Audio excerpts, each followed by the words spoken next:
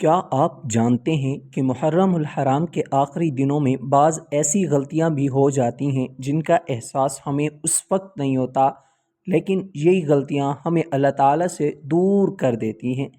افسوس کی بات یہ ہے کہ بہت سے لوگ پورا مہینہ گزر جانے کے بعد بھی اپنی زندگی میں کوئی تبدیلی نہیں لاتے۔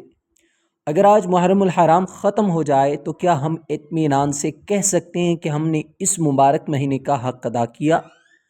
اگر دل سے جواب نہیں آتا ہے تو مایوس نہ ہوں، کیونکہ جب تک سانس باقی ہے توبہ کا دروازہ کھلا ہے۔ آج کی اس ویڈیو میں ہم قرآن و سنت کی روشنی میں ایسی 3 اہم غلطیوں کے بارے میں بات کریں گے جن سے ہر مسلمان کو محرم کے آخری دنوں میں ضرور بچنا چاہیے۔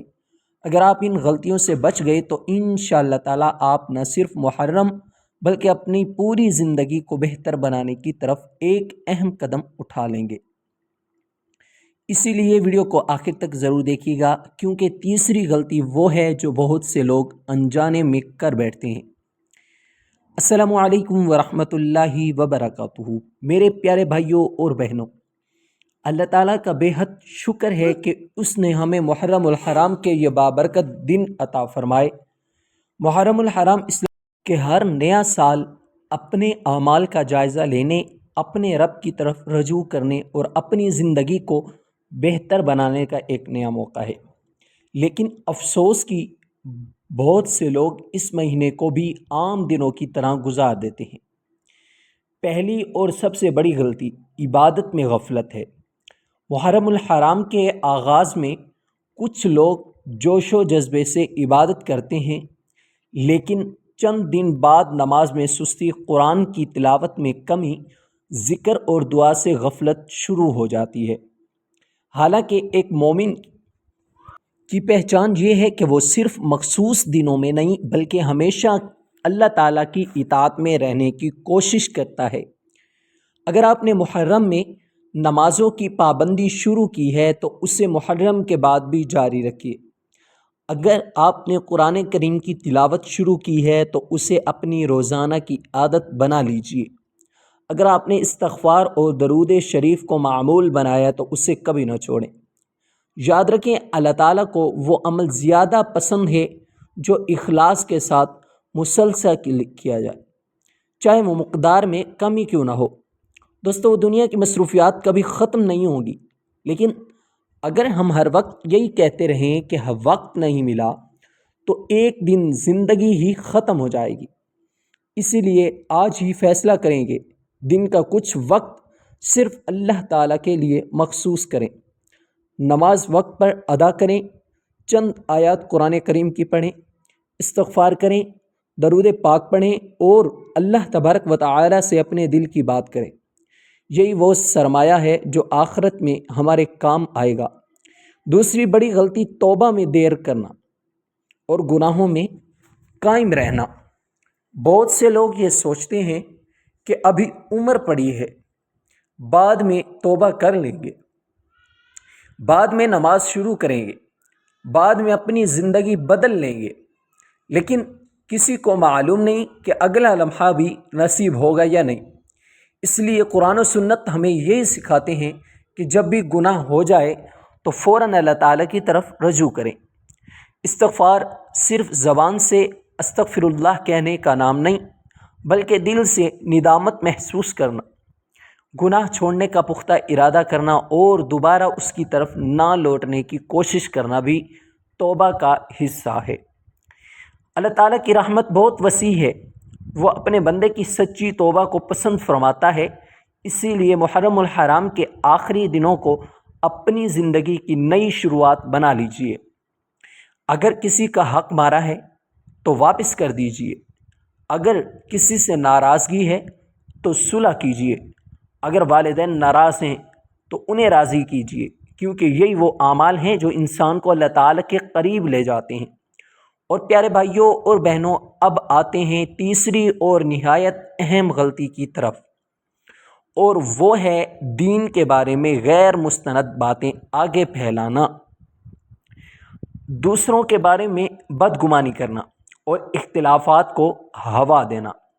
آج سوشل میڈیا کے دور میں ایک پیغام، ایک ویڈیو یا ایک روایت بغیر تحقیق کے ہزاروں لوگوں تک پہنچ جاتی ہے۔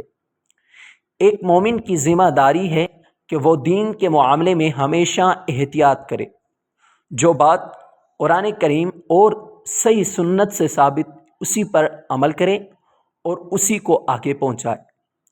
اسی طرح ہمیں نفرت، گالی گلوچ، فرقہ واریت اور ایک دوسرے کی توہین سے بھی بچنا چاہیے۔ محرم ہمیں صبر، تقوی، اخلاص اور اللہ تبارک و تعالیٰ کی اطاعت کا سبق دیتا ہے، نہ کہ آپس کی دشمنی کا۔ اگر ہم چاہتے ہیں کہ اللہ تعالیٰ ہم سے راضی ہو تو ہمیں اپنے اخلاق بھی نبی کریم صلی اللہ علیہ وآلہ وسلم کے اخلاق کے مطابق بنانے ہوں گے۔ سچ بولیں، وعدہ پورا کریں، لوگوں کے حقوق ادا کریں، کسی کی غیبت نہ کریں، حسد سے بچیں اور ہر مسلمان کے لیے خیر خواہی کا جذبہ رکھیں۔ میرے عزیز دوستو، ذرا ایک لمحے کے لیے سوچیں، اگر آج ہماری زندگی کا آخری دن ہو تو کیا ہم مطمئن ہوں گے کہ تم نے اللہ تبارک و تعالیٰ کی رضا حاصل کرنے کی کوشش کی؟ اگر دل میں کمی محسوس ہوتی ہے تو یہی بہترین وقت ہے کہ اپنے رب کی طرف رجوع کریں۔ پیارے دوستو، اللہ تعالیٰ اپنے بندے کی توبہ سے خوش ہو جاتا ہے، اس لیے کبھی بھی اس کی رحمت سے مایوس نہ ہوں۔ آج ہی سے نیت کریں کہ محرم الحرام کے بعد بھی نمازوں کی پابندی کریں گے، قرآن کریم فرقان حمید سے تعلق مضبوط رکھیں گے، روزانہ استغفار کریں گے، نبی کریم صلی اللہ علیہ وآلہ وسلم پر درود پاک بھیجیں گے، والدین کی خدمت کریں گے، حلال رزق کمائیں گے اور ہر حال میں اللہ تبارک و تعالیٰ پر بھروسہ رکھیں گے۔ یہی وہ اعمال ہیں جو ایک مومن کی زندگی کو سنوارتے ہیں اور آخرت میں کامیابی کا ذریعہ بنتے ہیں۔